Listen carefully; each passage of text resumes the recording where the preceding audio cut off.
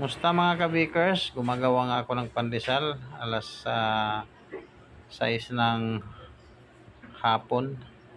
Yan, at biglang may nag-request sa akin mga kabikers. Gumawa daw ako ng pandesal na may palaman na munggo, may kasamang cheese, kasi paborito nila yon. Pali dito lang yan mga kabikers, kapitbahay ko. Kaya ayan, nagdali-dali na nga akong magputol. Yan, naputol ko na. Bali, ang putol is 30 grams.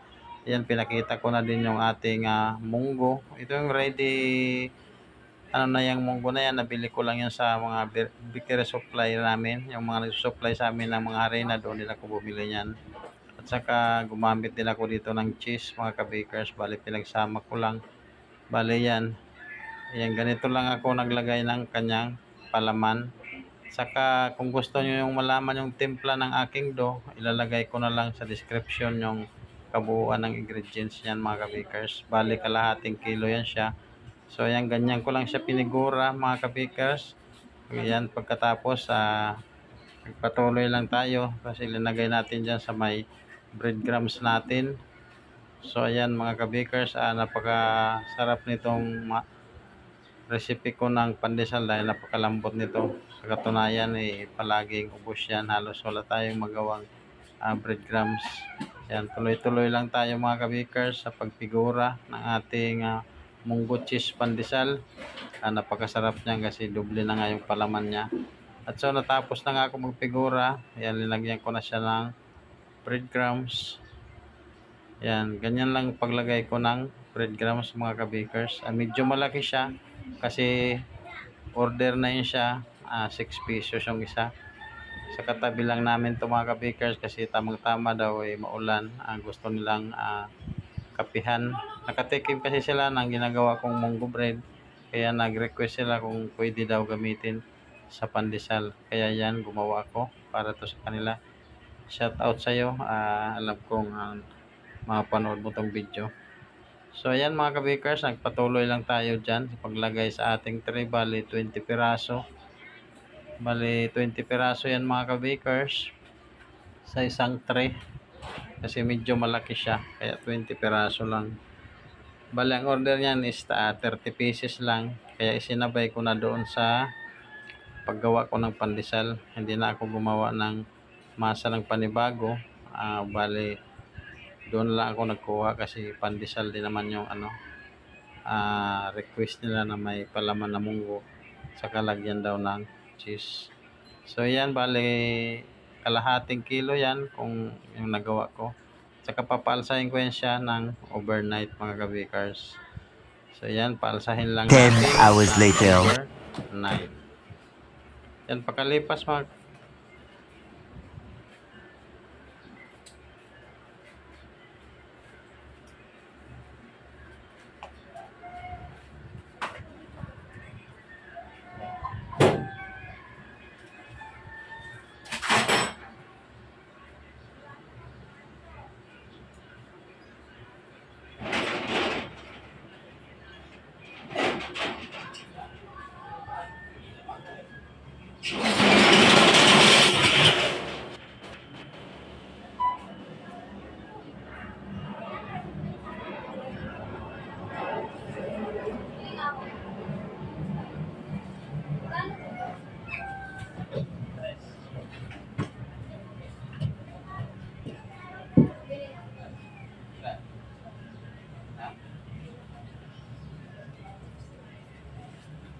lahat pa to? Okay.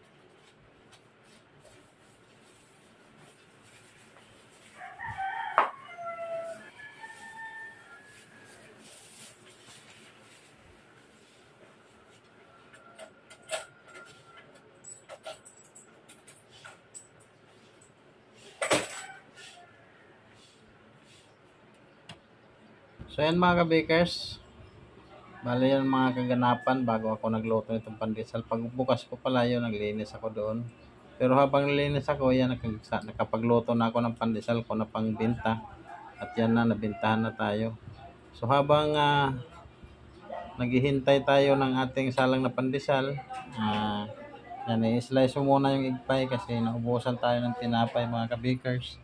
Yan, i-slice ko na lang, bali nag-isa na lang to siya para may display natin. Yan mga ka-bakers, inumpisahan ko na nga yung pag-slice ng egg pie na to.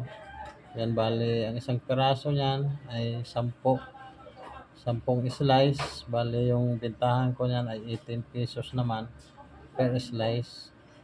Yan, napansin nyo, hindi wala tayong gloves, pero ang hinahawakan ko lang dyan yung mga dulo lang ng egg pie. At kalimitan din naman yan pag kinakain, yun lang ang kinakain, yan bandang dulo, yan lang hinahawakan kasi medyo matigas yan at itinatapon na, kaya yan lang din ang hinahawakan ko sa bandang gilid ng egg pie. Yan sa gilid niya kasi matigas yan sa may bandang pabalat, kaya hindi na ako nagsuot ng gloves mga ka-bakers. So pagkatapos yung na-slice ay yan, ganyan ang kanyang laki. Linagay ko na siya lagay ko siya doon sa ating stante para magkalaman naman kasi wala siyang laman. So ayan mga ka-bakers, yun lang ang mga ginagawa natin habang naghihintay tayo maluto yung pandesal natin. Ayan, habang nagluto ako ng aking panindang pandesal, ayan, tiningnan ko kung luto na, para susunod ko na dyan lulutuin yung aking munggo cheese pandesal kasi mag-aalas 5 na mga ka-bakers, magigising na yung kakain doon. Ayan mga ka-bakers, so ito na nga mga ka-bakers, isasalang ko na. Ayan, siguro kung magtatanong kayo kung gaano kainit yung oven dyan, nasa 300 Celsius mga ka-bakers ang init ng ating oven kasi kailangan talaga sa pandesal mainit yung oven. Tsaka niretso ko na siya sa taas, tapos lulutuin ko siya ng 15 minutes mga ka-bakers kasi request doon na medyo tostado daw. So ayan, bali habang nagkasalang napatingin ako dito sa labas, umuulan pala mga ka-bakers. At yan nga ang istante natin, walang laman, mayroon yan kunti lang yan sa taas. At ito naman yung mga kasama ng mga pandesal na niluluto natin. So ayan mga ka-bakers, nakalipas ang 15 minutes at ito na nga yung ating munggo cheese pandesal na luto na.